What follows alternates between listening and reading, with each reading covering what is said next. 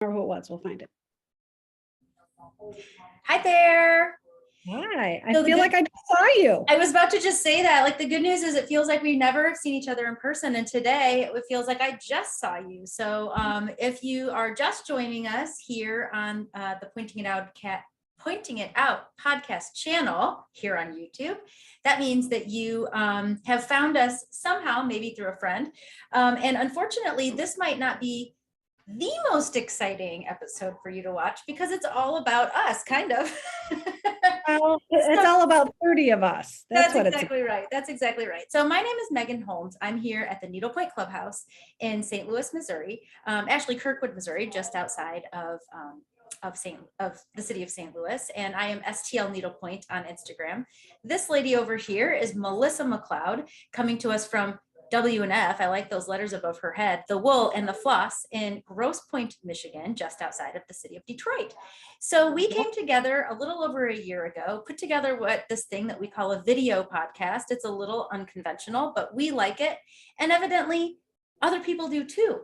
So what was it, Melissa? 6 months ago or so, we said, should we try to do a retreat with some of our fans?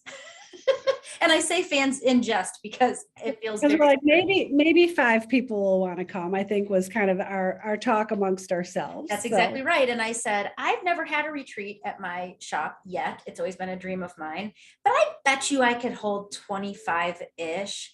And I said, but do you really think 25 people would come?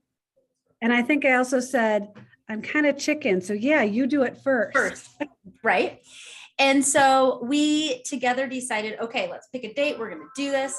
We threw it out on our Instagram page and we said, we're going to have a retreat. Who wants to come? We're doing this by lottery. We also talked about that because there was no way that we wanted to play favorites or create any sort of crazy, like running there first. Yeah, like to the finish line. So we asked people to throw their names in a hat, essentially an electronic hat, and then we did an electronic number generator and chose 28 of the over 100 people who put their names in the hat. So just that was so refreshing and fun and reassuring, I guess is a good word.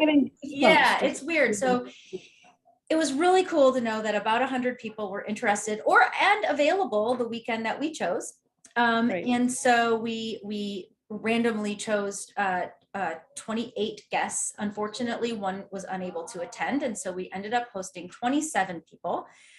Shortly after that, I spoke with Ann Fisher of Ann Fisher.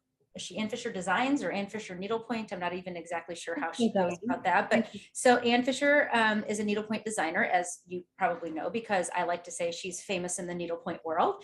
And so invited her to come. She came. So we had 27 guests, Ann Fisher, Melissa, me, Melissa's daughter, and a partridge in a pear tree. I don't know. That's what it seemed like a circus, but it was awfully fun. And so what we thought we'd do is just sort of share with you the details of the retreat, the podcast. Sorry, that I'm obviously still a little tired and my brain isn't working on all cylinders. You and me both. I know. And I'm talking more because that's just what I do best. But Melissa's she's losing her voice. And I kind of am a little bit hoarse here. Yeah. So anyway, so we thought it might just be fun. Last week on Saturday, while the retreat was happening in real time, we invited some of those who were stitching with us to join us and share their stories. But then we decided, so you should go back and watch that. But we decided, because I only heard my half and I want to hear your half, because everyone that I talked to, it was so fun. So I think everyone should go back and watch it. Yeah, I think so too. So we're going to dive into that in a second. But what we're doing this week is just sort of talking top to bottom about what we did, how much we enjoyed it, and how everything kind of came down in the end. So at the beginning, we welcomed everyone on Friday. Hold on, I got to throw in one little thing because I like to do things in order. You talked about Ann Fisher being a celebrity. So one of the first things that we did before everyone got there was we went and checked into our hotel room. Well, this is a great story. So Ann had accidentally left her purse at the shop. And so they said to her, And I didn't have my ID either, but mine was just in my friend Terry's car. So I ran back out and got that. So, but they had said to me, any picture ID works, anything. And she's just like, I don't have anything. She's getting kind of like distressed about it. And I said, kind of half in jest, but very seriously, Anne's kind of a celebrity in the needlepoint world. Like, honestly, she's a celebrity. And so as I'm telling them all this, Kaylee pulls out her phone. She's like, see, here she is. Here's her name. Here's who's there.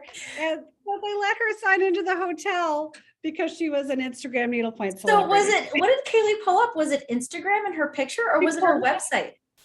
No, she pulled up her Instagram feed. That's awesome. And it's just been Anne's anniversary. So Anne's picture with her husband was on there. They're like, yep, good enough. Good but enough I think for us. like, we were all three about to lose it. They're like, yeah, whatever, ladies, we got you covered. So they were really great. That's hilarious. I guess I did kind of hear that, but I didn't realize how it all went down. So luckily they were able to check into their hotel rooms, and guests stayed at the Hilton at Plaza Frontenac, which is really just about exactly 3 miles away from my shop. And so I hate to say our shop, collective. People here all work here. It is our shop. So what that meant is that luckily they were able to get a shuttle from the hotel to the shop. So it was wonderful. So people checked in during the day on Friday. And eventually made their way over to what we were calling the Welcome to St. Louis reception. And so about 4:30, we decided to everyone was kind of finding their way to the shop, finding their seats, finding their swag bags, which was really fun to put together. And we decided to greet the audience and greet the guests, greet the people. My staff was there. There were some guests there. And I was like, Melissa's like, we're going to do like a roundup, right? And we're going to like welcome people, and you're going to and I was like, I'm not doing that. That is not my jam. Because as you just said, I'm the one who talks amongst us. And you're like, no. I only do like fake public speaking, as in talking to your computer, but real public speaking, I'm like, oh, it stresses me out. I don't know why. I need to get over it, but I'm just really bad at public speaking. So I left that to my friend Melissa, who could hardly speak because she was choking up, which is sweet, but I was like, girl. It caught me off guard because I had everything ready to say and I was all good. I was like, welcome. And then I started talking about how 15 months ago, we literally thought we were going to lose our businesses. And then I'm looking out at all of these people who came, I think we figured out, from 2 countries, 10 states, like people came from far and wide to be with us. And it just really, like, all of a sudden I was super emotional. And I think you panicked for a minute that you were actually going to have to say the rest. But I think a little hug from you and a few deep breaths from me, and I kind of got it back together. But I literally did practically start boohooing everywhere, because it's just, it's amazing that people came as far as they did to they came to Stitch, let's be honest, but they also came because we invited them. And it is definitely overwhelming. And I think that the week leading up to the actual event is when all of the stuff started arriving, like the name tags were hanging there and the stuff. And I was really stoic all week. And I actually think I talked to Anne about this in the car, and I said, I couldn't figure out why I just wasn't myself. Like, I just sort of felt odd, kind of just wandering around and staring and looking. And it occurred to me that, when you think that you're at the brink of losing your business because the world is imploding, and then suddenly you're in a spot where really one of my career goals as an owner of a shop was really coming to fruition, like right before my eyes. And again, I just got goosebumps thinking about it. And it's neat. I just really care about this podcast. I care about the stitching community. And so then when you actually really think about what you're doing is when it begins to kind of really set in. So I know that's what happened to you too. So it was all those happy smiles and eyes staring at me, and I was like, oh my gosh, they really all came. This really happened. It happened. So. It's here. It's neat. It's out. It's special. And so let's kind of continue on. So we ended up we greeted them, everyone. And I will say, like, you know, at the beginning of a group meeting like that, where really no one knows anyone else. Yeah, I think there were a few, like there was the group of 4 and there were a couple sets of 2, but there were a lot of onesies, like a lot of Yeah, and people it was were just, like, I'm going to do this. I'm not going to know anyone and it's going to be okay. and we literally randomly sat everyone at tables, which Melissa was like, what are you doing? And I'm like, no, everyone's gonna get a seat. Right. And so we just kind of randomly sat everyone, and I think that it ended up working out really great. But you know, everybody's a little like teetering around.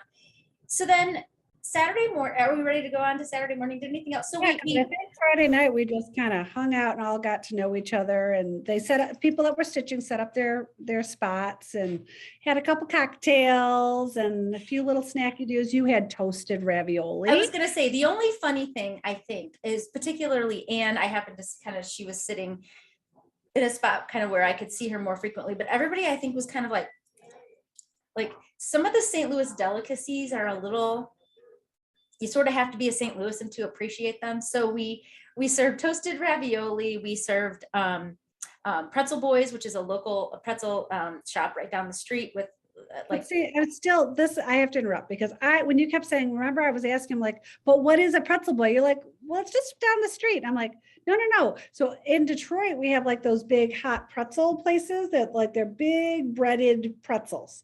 And that's what I thought they were going to be. And next thing I know, I see people eating like these little mini hot dogs with pretzel around them. I'm like, oh, so I never did understand what it was. Well, pretzel. So the real delicacy, if you will, I don't believe it to, I'm like blasphemous. It's not my favorite thing, is Gus's pretzels, is really the St. Louis like gold standard pretzel. And it's really just a pretzel stick and it's real doughy. Pretzel Boys is kind of it's more of a Kirkwood thing, like down the street from where we are. Gus's is very hard. Gus's is down in the city. And if you don't get them fresh and eat them right away, it's just, so we kind of had to make a modification. But so anyway, so Pretzel Boys was not supposed to be the star of the show, but we are belaboring the point. So yes, Pretzel Boys. And we also had gooey butter cake, which is. Now that was delicious. I broke my gluten-free thing for a little piece of that. Oh, I thought it was so good. Not your gooey favorite butter. thing. Yeah. And then later on, we ordered Emo's Pizza, which is really truly a St. Louis thing. It's like super, super thin crust, crispy thin crust with this local cheese called Provel. And I still can't really get into it, but so you kind of saw some people going, this is interesting. But we served some Schlafly and some Anheuser-Busch. Well, I guess it's InBev now, but anyway, so it was in Fitz's root beer, and we kind of just made it a welcome to St. Louis party. So that was that. And then in the morning, or was there something that evening? I don't know. Well, there was us staying up way too late. Yeah. We never get to see each other. So we did that. I know. So thankfully we had a little extra space at our hotel. So it became kind of like the sit and catch up room. And that led to all these big circles under my eyes. And the invisibility thing. Yes. And Saturday, would we start at 9 a.m.? Yes. Promptly? And Stephanie reports that people were here at 8:45, and she went ahead and opened the door because why not? I rolled up, I think, on 2 wheels at like 2 minutes to 9 because that's all right. We're really getting there. So yeah. So Saturday was really intended to be a full day of stitching. I am trying to think of, so we did helped people pull threads. We really just made sure everyone was comfortable for stitching. A lot of people went across the street to that really great French bakery, which wasn't technically on the itinerary, but there were lots of oohs and ahs about that. I mean, do you blame them? I think, so I think Saturday was really the day where people began to kind of get to know one another better. And there were so many cool random connections. I think it was Leslie, I Heart Needlepoint, and Alyssa Hertzig, who realized that they went to the same graduate program at Northwestern, which evidently is a rather small program, a couple of years apart, knew the same professors, had similar shared experiences. So that was kind of like crazy, the microcosm. Another, Peggy McDonald, shared with me that she had been working with the mother of one of my daughter's friends in an actuarial professional setting, and kind of had that in common. And then there was, what else am I missing? I think somehow Cindy. Peggy came up to me too, because not only she felt we bonded over the fact that she's an actuary and I used to be a defined contribution. So she's a defined benefit retirement person and I was a defined contribution retirement person. So Gotcha. so not only do we have that in common, she's like, but you know that Lehigh necklace that you wear sometimes? So I have this medal that was my grandfather's wrestling medal. It's a circle. You'll see it sometimes. And she said, my dad also wrestled at Lehigh and I have the same exact medal. And one of my goals before the end of the year is to get down in my basement and find that medal and send it off to the jewelers to have it made into a necklace. Oh, cool. What a cool, that's a neat coincidence. Lehigh has 1,800 students. So to each have a father/grandfather on the wrestling team at Lehigh was just kind of weird too. Totally weird. So Cindy was there. So Cindy's the famous Cindy Sees It, who turned in 65 items. And Keely was also there. And Keely is Sunrise Stitcher's best friend, but she's not a big social media person. So the two of them started talking and, where are you from? Oh, I've got relatives there. Really? Because it's a really small town. Make a long story short, it ends up that Cindy's nephew is autistic, and about 10 years ago, I think I have that right, he was really enamored with not just airplanes, but with Southwest Airlines. So it ends up that her nephew's father, which would be her brother-in-law, had reconnected with Keely at a high school reunion. And Keely had sent this giant box, big giant box of all this Southwest swag to this nephew that a decade later, this is an event that is still talked about. Oh, that's so great. So all of a sudden, Cindy's like, wait. You're the flight attendant that sent him all that stuff that we still talk about 10 years later. Gosh. And they, of course, Cindy's from Toronto, Keely's from Amarillo, Texas, and how they even got figured out that was the connection is really kind of crazy. So exactly, yeah. I mean, so cool. I'm trying to think if there were any other, that may be the only obvious connections. Well, two of the attendees I thought was really cool. Met, they're friends still, but they met when they participated in Stitch Club Austin, Texas. And now one has moved, so Olivia has moved to New York City, but Chelsea is still in Austin, but they kind of have maintained a friendship. And I think they visited each other one other time, but this was like, hey, let's throw our hat in the ring and see if we get to this thing. And so they got to meet in St. Louis and spend some time here. So I thought that was really special. And that was another testament to those women who started the Stitch Club phenomenon and all of the Stitch Clubs. And I think that was kind of their original intent too, was to create camaraderie in person. And unfortunately, I think COVID hit the Stitch Clubs a little harder than, just because they were an in-person activity. But anyway, I thought that was a really special connection too.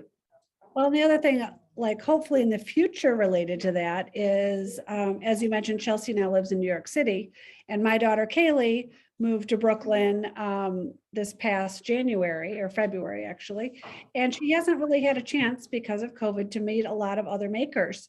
And so they have made some tentative plans, and I hope they will follow through on it to get together moving forward, because Kaylee's more of a knitter, but she's dabbled in needlepoint. So maybe Chelsea will be the one to make needlepoint stick for her. Or it's that they can get together and do their crafts individually, but out and about, which is also a cool thing to do. And there are a lot of craft type nights, or maybe there are some shops like yours that have both knitting and needlepoint that wouldn't mind having a couple of women join them. So that's, I love that. I don't think I knew about that piece. So that's very cool. So there's one other really fun thing that I want to talk about a couple of the attendees, but it really didn't come out until after we started having our wine tasting. So is there anything else? I'm trying to think. So we did stitching. And then we had our lunch and learn, wasn't that Saturday? Yes, that was Saturday, which I thought was a phenomenal experience and a really great idea on your part. And just for the record, yes, I was there. I am half of the Pointing It Out team, but Megan and her staff really did the heavy lifting here. I was in the fortunate position of being able to kind of say, what my opinion was as plans happened, but I didn't have to do any of the work, which was really kind of fun.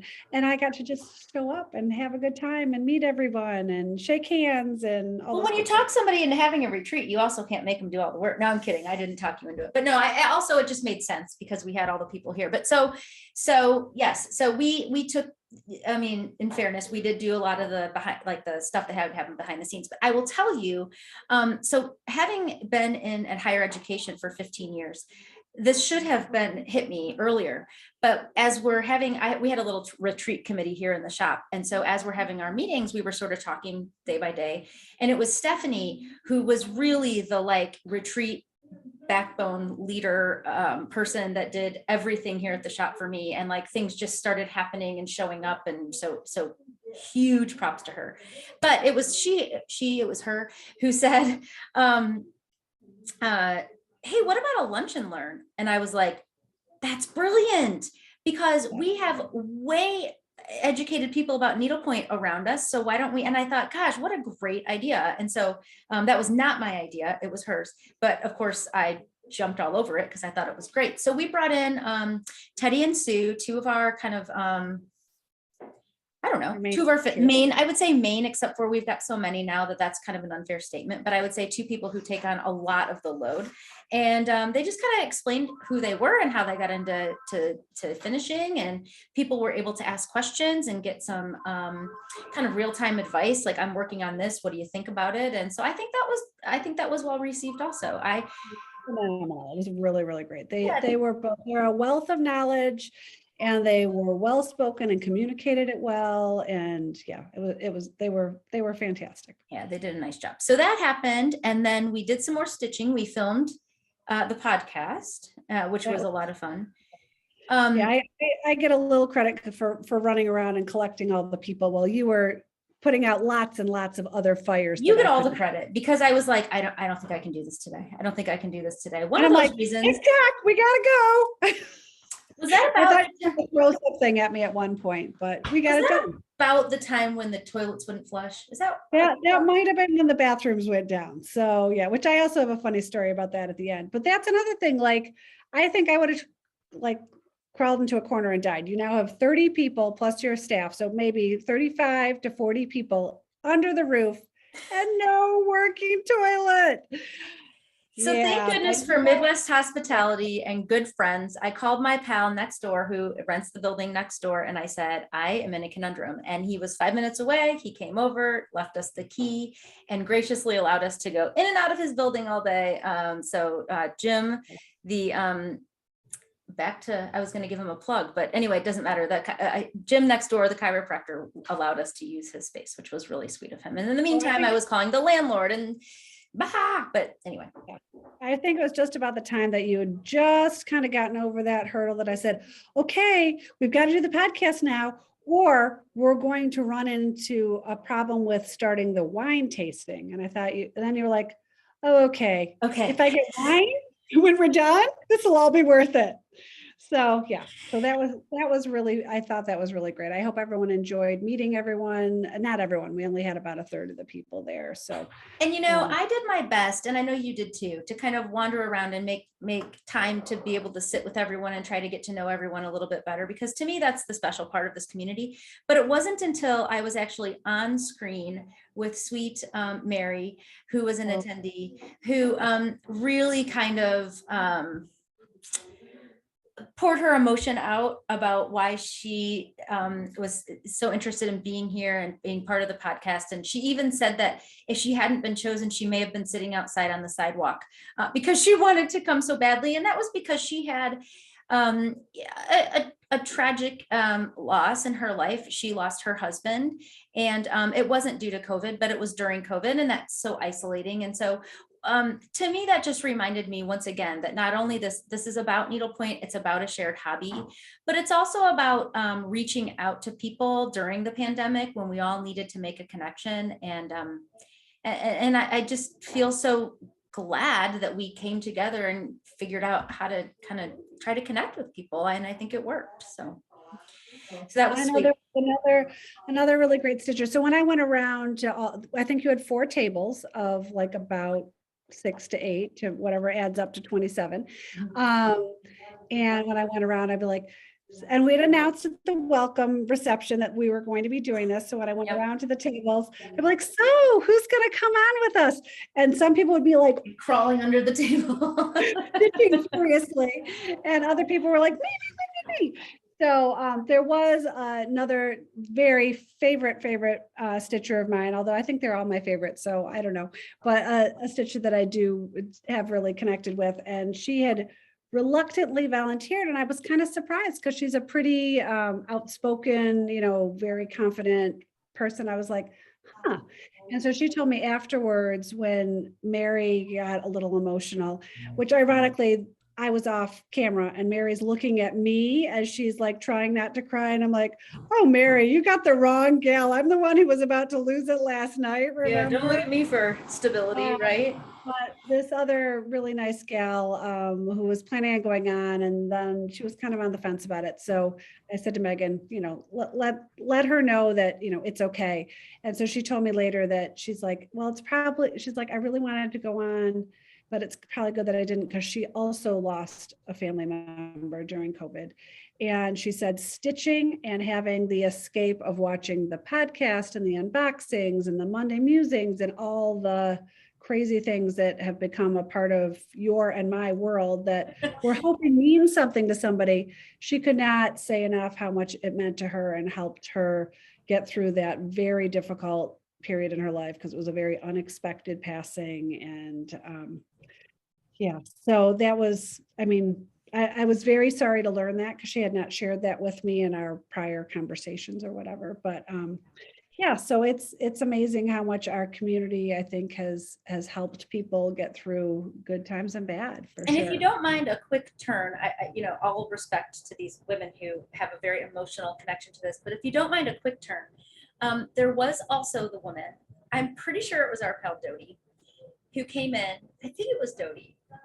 I think Dodie in her past life or in her current life should be a stand-up comedian. Dodie was by far and away, I was saying we should do like how people do like senior superlatives, like most likely to exceed, most likely to end up on Broadway, most likely to whatever. Dodie is most likely to be a stand-up comedian, like absolutely 100%. But she's like, girl, and she's also from Louisiana, and I can't do the accent, but get over here. I need your photo. My husband watches you and he just thinks you're the cutest. And I was like, oh my God, I'm so embarrassed.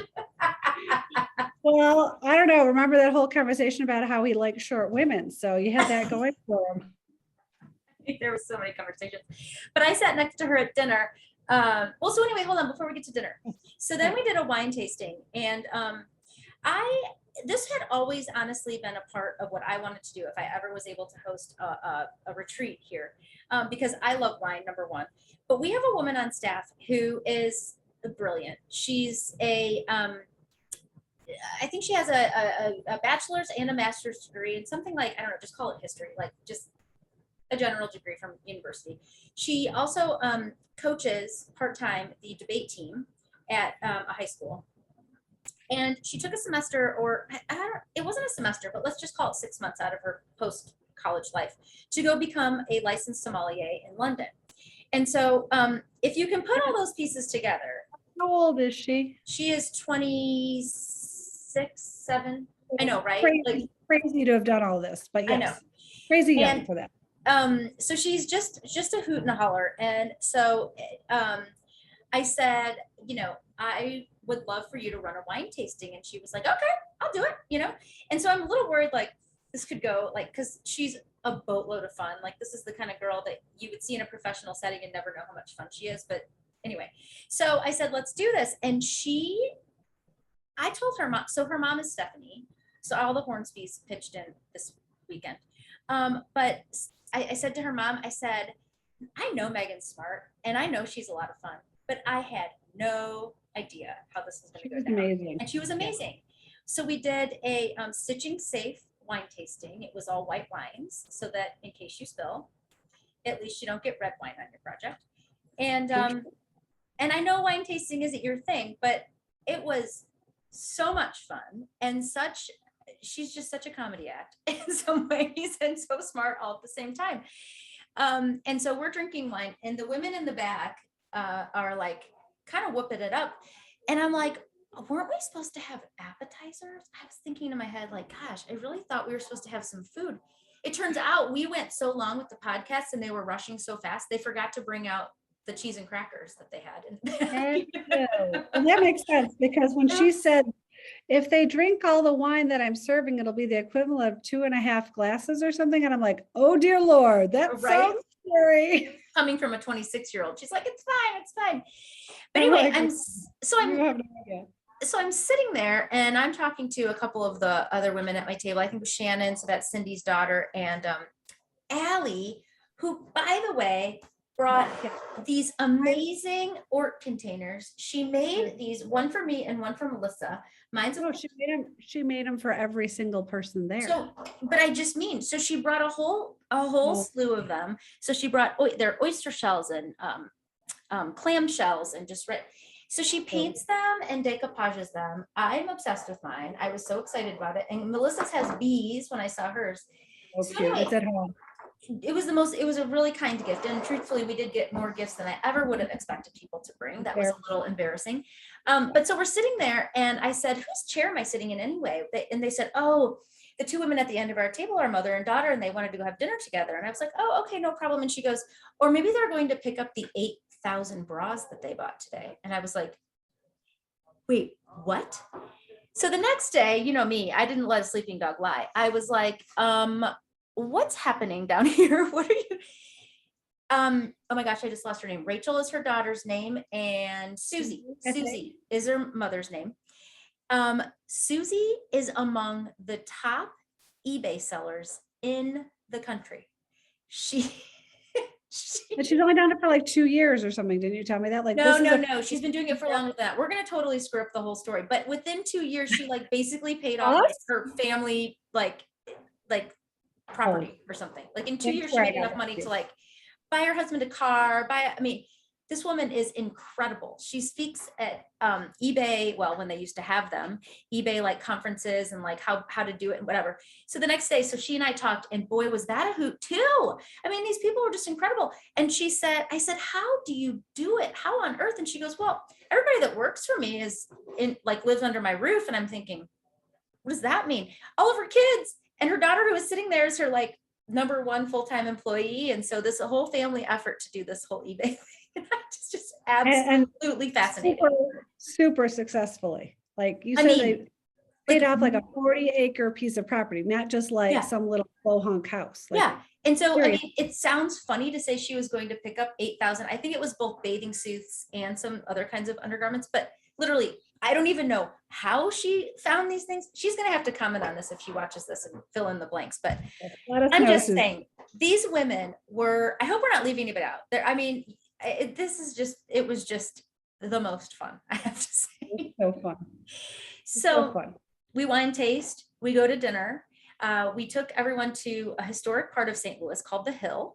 And that's an Italian area here in St. Louis. And so we did it felt kind of family style, long tables in the back of an Italian restaurant, and everyone ordered good old fashioned Italian food. I think I had mascaccioli because that's just what people do here in St. Louis. And again, just a fun time to sit next to some people and chat, and Dodie whooped it up. And we got to sing happy birthday to a couple of people because it was Kirk's birthday on Friday, I think, and Keely's birthday on Sunday. So that was super fun. Yes. And I forgot to say, so Malia, the Sunrise Stitcher, sat across from me at dinner, and the entire time after I had my 2 wine glass tastings, and then I was in the middle of a glass of red wine, was trying to talk me into having another retreat and invite all the same people. I was like, I don't know we kind of solved that problem, but yes. So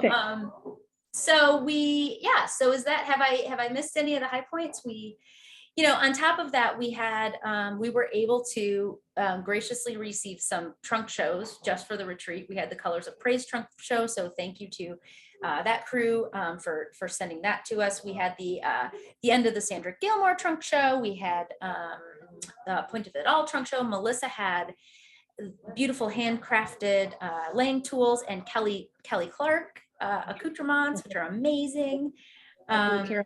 Baird's treasures. So yeah, a lot of people helped us make this a special weekend. I think you had Heidi's trunk show still. I So still yeah, had Heidi Heidi Stanley. Yeah. That was all these names.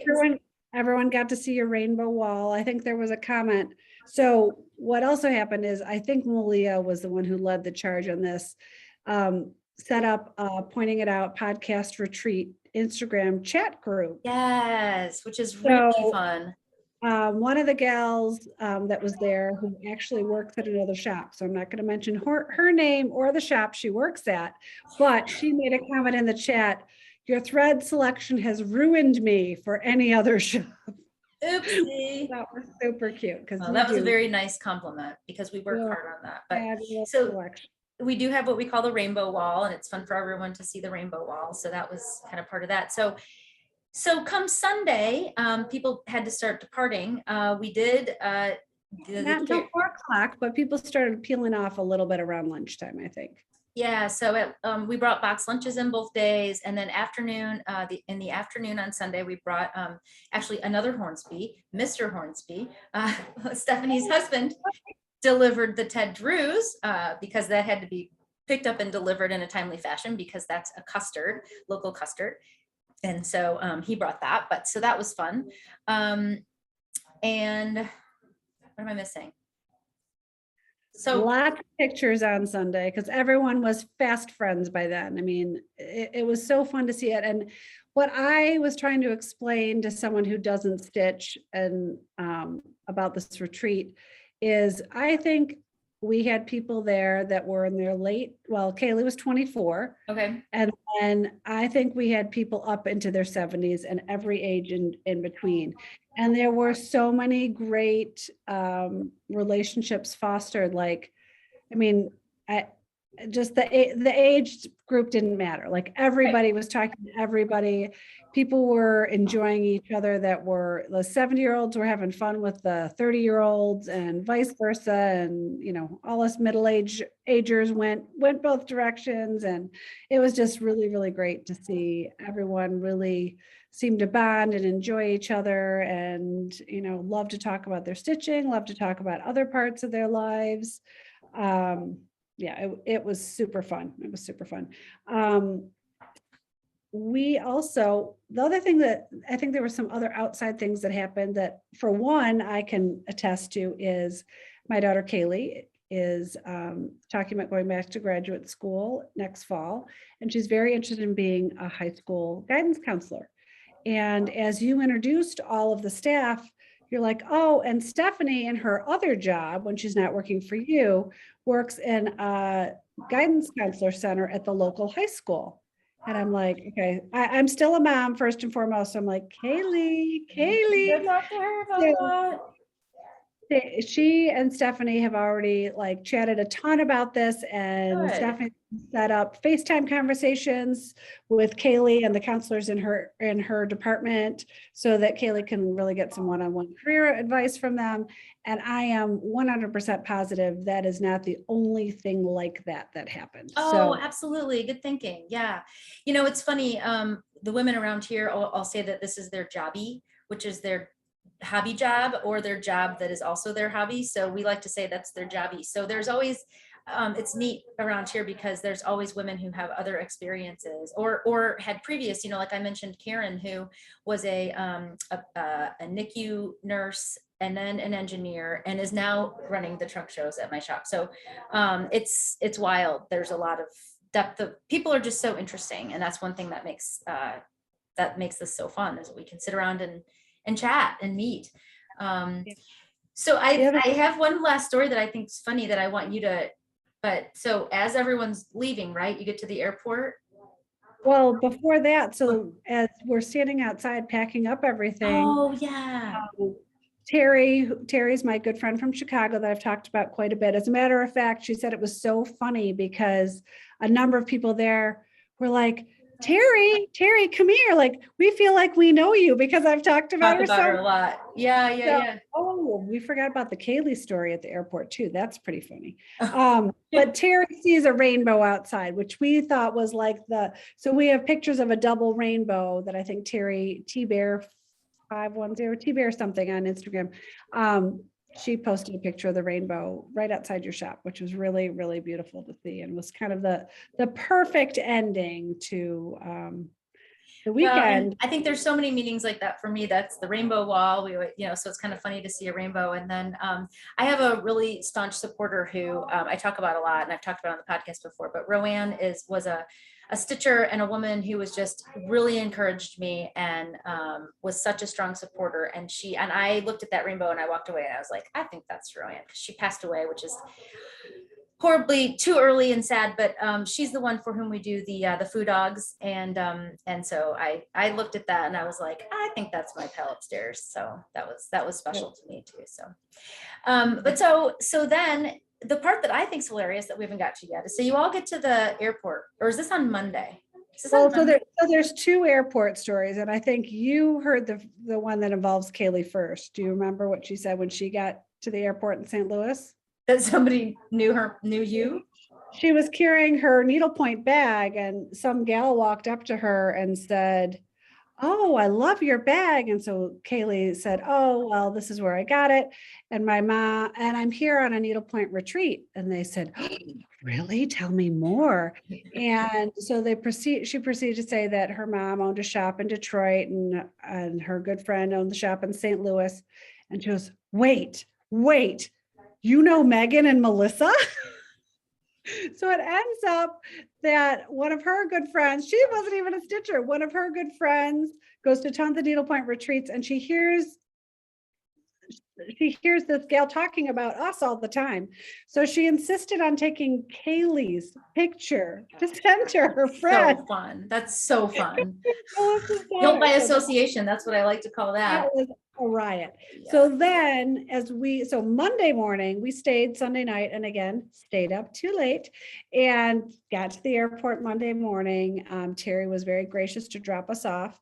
And so as we're wandering through the airport, Kaylee's like, my phone's ringing. It says, wait, hold on. Let me back up really quick. So the stand-up comedian Dodie hadn't been on Instagram. She had an account, but hadn't used it. And so of course, some of the younger women in the group were like, we're getting you going, girl. You need to be on this group chat. We need to get you a picture. We're going to take a picture of what you're stitching on. You're going to put it on here. So all of this is going down. We all had to start following her too. We all started following her. Yes. I'm up to 30 followers now. Okay.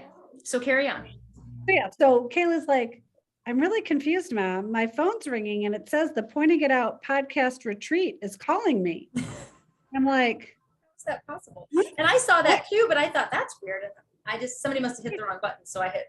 So she's like, should I answer it? And I'm like, sure, why not? So Kaylee and I are walking through the airport, and it's Dodie, our good buddy, stand-up comedian. She's like, I didn't know what that button did, but I thought I'd give it a try. And then Sarah pops on. I think Amanda might have popped on. Maria was on.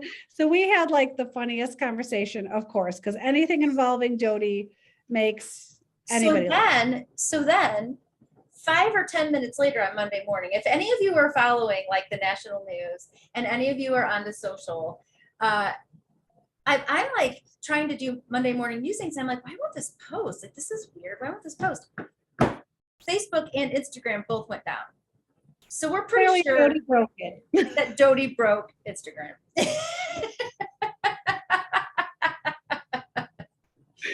Anyway, Dodie, we love you. I hope you don't mind. We're just she's laughing with us. I know that. Absolutely. So funny. So I mean, as you can tell, we all had a great time. I mean, Megan's exhausted. I'm exhausted. I bet you even the stitchers that came are exhausted because it was just like so much fun. It was so much fun. Forget about that. You know, I always say like, I will forget how tired I am, but I won't forget the great times that I had with the people that I had them with. So my next question to you is, so are you going to host the next one? Well, And wet. absolutely. I talk all the time about like, I'm worried about my space and I love my daughter dearly, but the whole weekend I was half wanting to hug her because she worked her can off and really helped. And I half wanted to smack her because she kept saying, we can't do this. Megan's doing it so much better than we could possibly do it. Like I wanted to wring her little neck because she was being really kind of a Debbie Downer. And so between a number of conversations I had over the weekend and thoughts going around in my head, I literally, when we got in our car at the airport, I'm like, hold on, Kaylee, we can't talk anymore. I've got some phone calls to make. So I have been making phone calls, sending emails, and I'm pretty sure I even know the weekend this is happening, but I hate to announce it. It will be in the spring, as I've constantly said.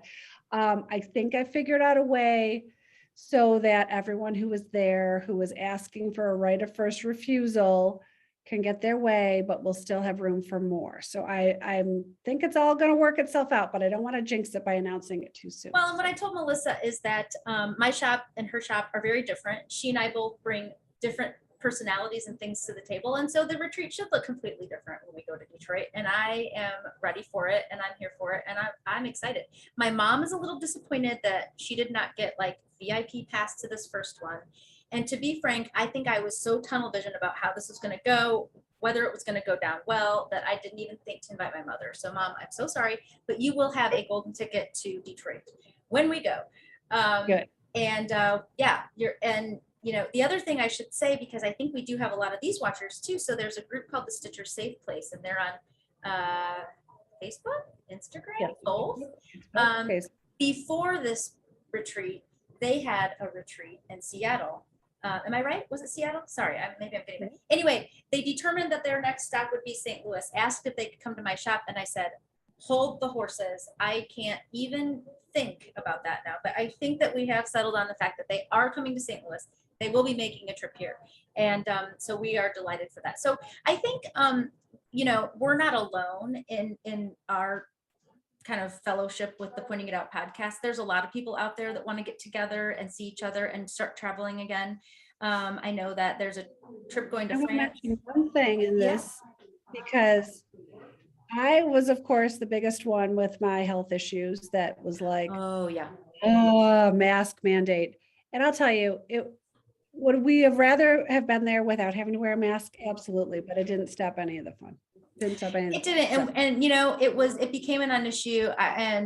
We wear masks every day here in the shop. I've closed the door here to my office. So, but there's a mask mandate. Everyone wore masks. It is what it is. We had tables outside for people to get some fresh air and eat lunch. And yeah, so is it still scary out there? Yes. And should people still be cautious? I mean, according to the CDC and all, yes.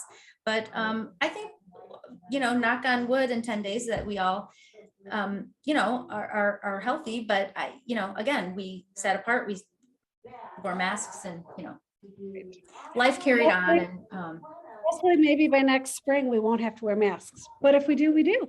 It'll be fine.